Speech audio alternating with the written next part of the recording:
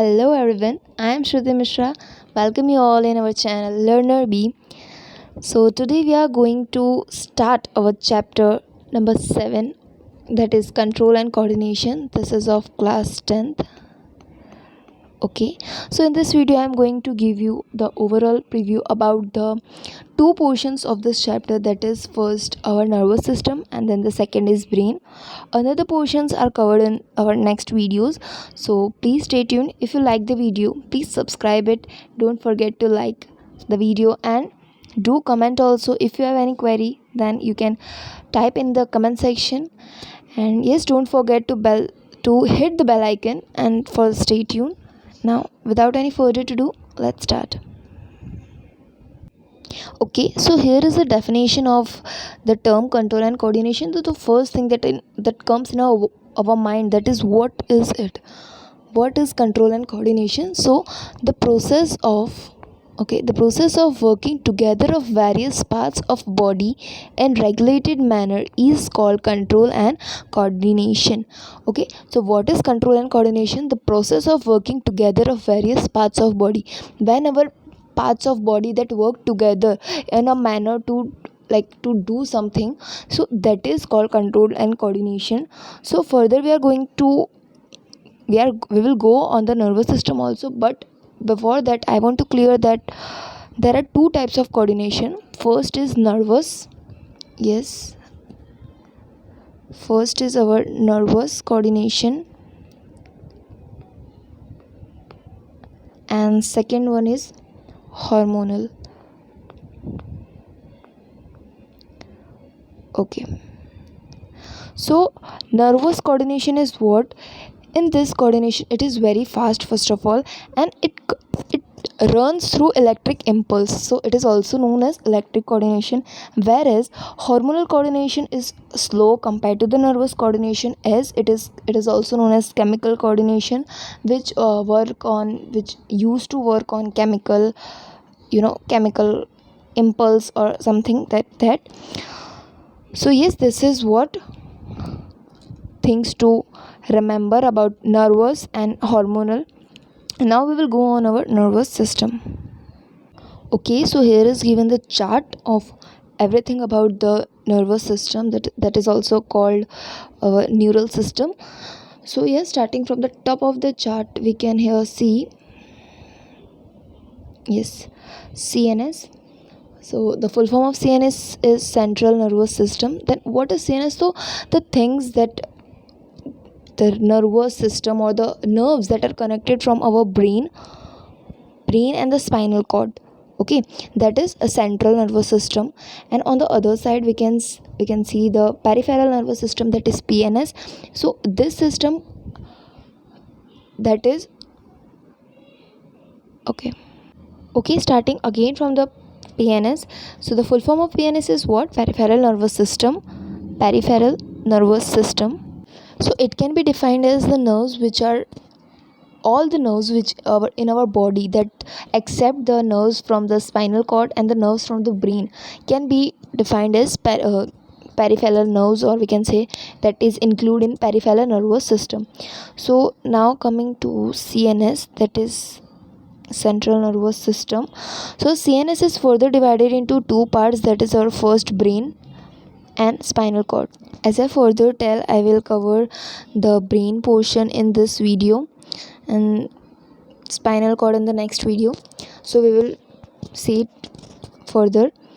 Now coming to the PNS, peripheral nervous system, that is also divided into two parts. The first one is somatic neural system, or nerves, somatic nerves and autonomic nerves. So what is somatic nerves? Somatic nerves are also called voluntary nerves. Yes, you must have listened the word voluntary before, I hope so. So the nerves which are in our control, that is voluntary nerves, that can be defined as voluntary nerves. So the another name of somatic nerves, we can say it is somehow voluntary nerves. Yes, so like for example, if we take example for this, our finger of movement of our fingers, then any movement of our fingers or legs or body parts that we wishes to do, that all can be concluded and included in somatic nerves. Now coming on the other side, that is autonomic nerves, autonomic neural system. Okay, so this is what we cannot control.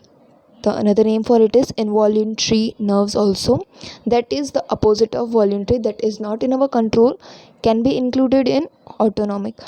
Now further, autonomic nerves are also divided into two parts. Yes, so the first one is sympathetic neural system, that can be said sympathetic nerves, and the second one is parasympathetic nerves or parasympathetic neural system. So what is sympathetic nerves? So the nerves in which, like in an emergency, we used this type of nerves, like when we are angry, our body will not tell us to go to eat something or go to relax. It energizes our body, like every part of our body will energize when you are angry or in the situation of emergency or when you are running or anything that is something like energetic. So those nerves which work in that energetic or emergency situations can be included in sympathetic nerves or sympathetic neural system. Now on the other side, parasympathetic neural system is of course opposite to the sympathetic nerves. So parasympathetic nerves are those which relaxes our body, like when we are sleeping or doing something very pleasant, like resting or reading in a corner of our any room, that can be all included in parasympathetic neural system. Okay, so for example, if we take the previous example, like when you are angry, so the body will not tell you to go and eat something or go to watch TV and anything like that.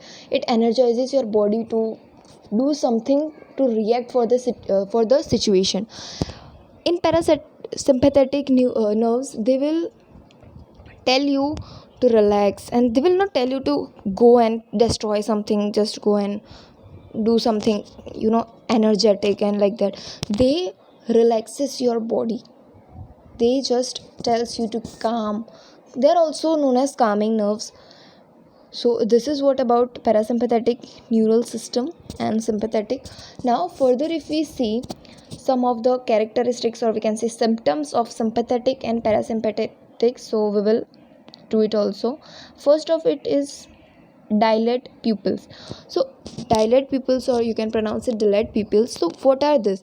So when for example, when you are shocked or you are threatened, then your eyeballs, your pupils will not sink, it will dilate, means it will increase its size, like when we see in many pictures that the persons was shocked or frightened or in emergency, you will not close your eyes and calm down, you will do something actions like that. Okay, so this is the first characteristic, or we can say symptoms of sympathetic nerves. Second, inhibit salivation. So inhibit means stops. So stop salivation means what? Salivation is the watery gland in our mouth. So when you are energetic or you are in emergency situation or you are angry, the nerves, sympathetic nerves will not give you the salivation, will not secrete the salivation glands to your mouth, that they will not tell you to eat and go something, that I give you a further example. So this is what includes in sympathetic nerves. Second, the characteristic, or we can say the symptoms of it is relaxed airways, means when you are like you come from running from the distance, so you will breathing start, your breathing will go very fast. So relax airways, so means the windpipe which is present in our body will relax, that's why the space becomes larger and the air oxygen will comes more to in our body compared to when you are relaxed or you are calm. Okay, so it will come with some relaxation in airways. Now the second last point is increases heartbeat. So it is the common, like when you run from the distance, as we have taken the previous example, if you have run from the certain big distance or long distance, we can say your heartbeat will increase, or you can do some, when you do some energetic work, it will on heartbeats were also gonna increase. Inhibits stomach activities. So the next one is inhibits stomach activities. So as I further tell, inhibits means stops stomach activity.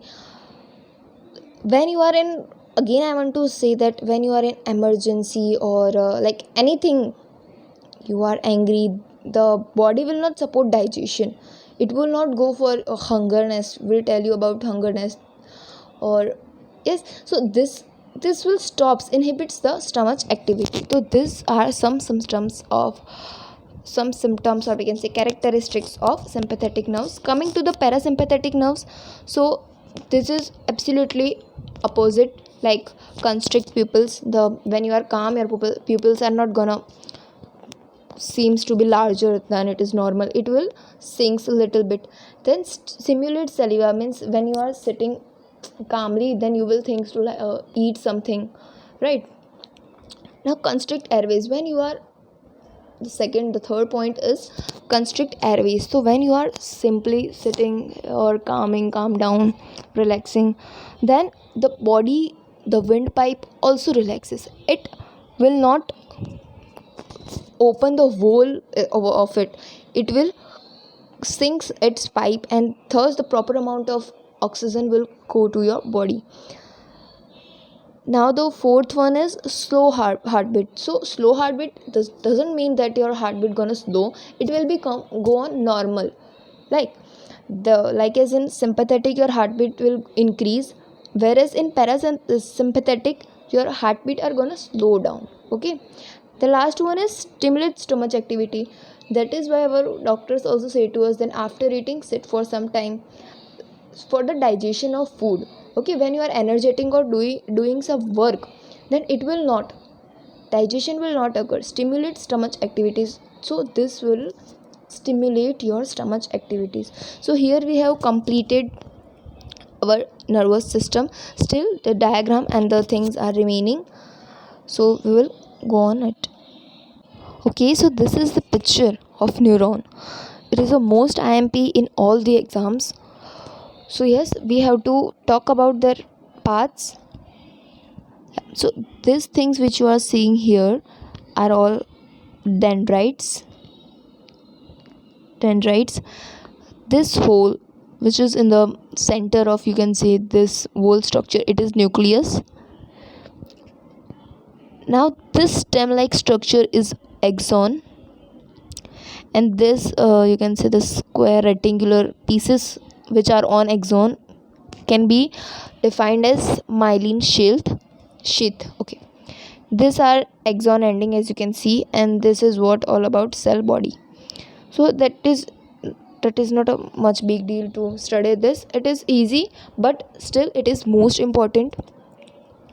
Now there are two types of neurons also, two to three types of neurons. First is sensory neurons. So sensory neurons takes messages to brain from the organ. So if you touch, for example, if you touch something, like anything, if you touch, so the message, or if you see anything, the message to your brain will carried out by sensory neurons, and the message again, the, or we can say the reply of that message that comes from brain can be defined as motor neuron. So motor neuron takes messages to organ from the brain. Okay, so they are both opposite, that when you touch something, or you can we can say you can see something, when sensory neuron will take it to the brain. Okay, so this is your organ and this is your brain. So when you touch something or you can feel something, the neuron that take messages to the brain from the organ are sensory, as sensory organs. And opposite, when your brains convey some messages to the organ, that are carried by motor neuron. There is still one remained of one neuron, that is mixed neuron, and another one is that is relay neuron. So mixed neuron are what, that is not given in the textbook, but mixed neuron is what that carries both the things, like it conveys the messages from organ to brain and brain to organ. Okay, this is done by a single neuron also, that is named as mixed neuron. Now the last one is, that is a relay neuron. So relay neuron is what present here, that converts the messages, like when you the message comes from the sensory neurons, will convert it into motor neuron for the reply of that. So the nerve present there is known as relay neuron. So now coming to, there are many types of sensory neuron also, so we will study about that now.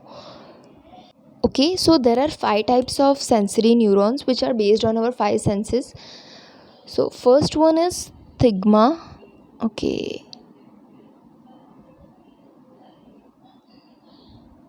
Okay, so first one is thigmoreceptor. It conveys the skin touch, the messages from skin, our senses. This is also the one of our five senses in humans. So thigmoreceptors mainly conveys the skin touch. So this is what all about the thigmoreceptor. Now going to the next one, that is our gustato receptor. My handwritings are not good, I know, but you have to manage. Sorry for that. But gustato-receptor are what that conveys the messages of tongue taste.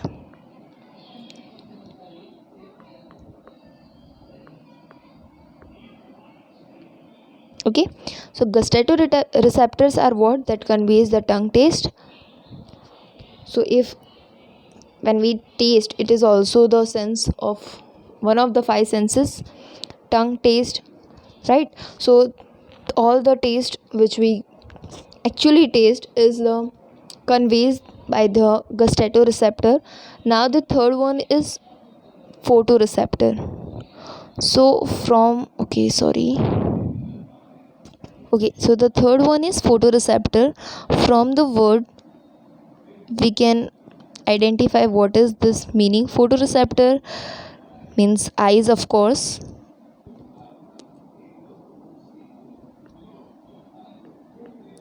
So the messages that our eye sees are all conveyed by photoreceptor.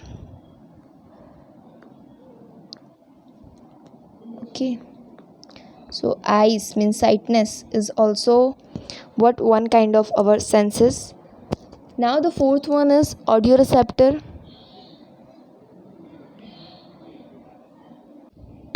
So fourth and fifth one is audioreceptor and olfactoreceptor. So from the word audioreceptor we can say that it is ear sound, right? So ear is also the one kind of our senses, right? So the whatever we think, the whatever we listen will all carried out by audioreceptor.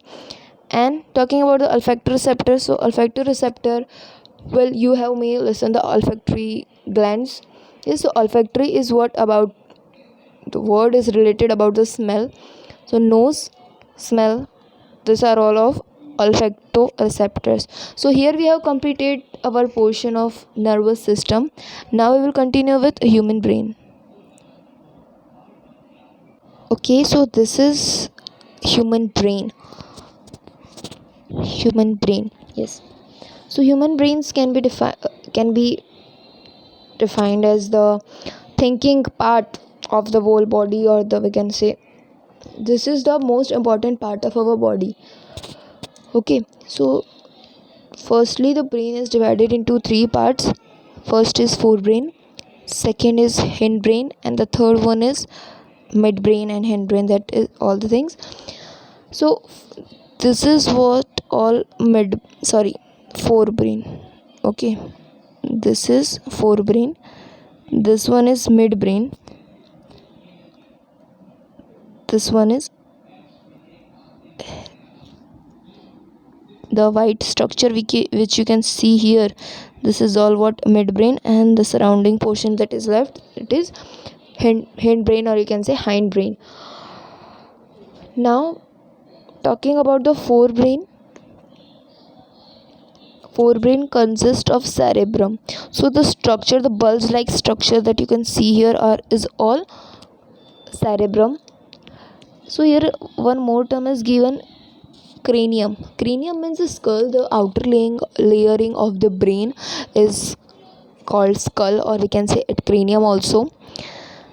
Now this is midbrain. In the chapter or in the syllabus of class 10, there is not more information about the midbrain. It is given also information for forebrain and hindbrain, so we will talk about that only.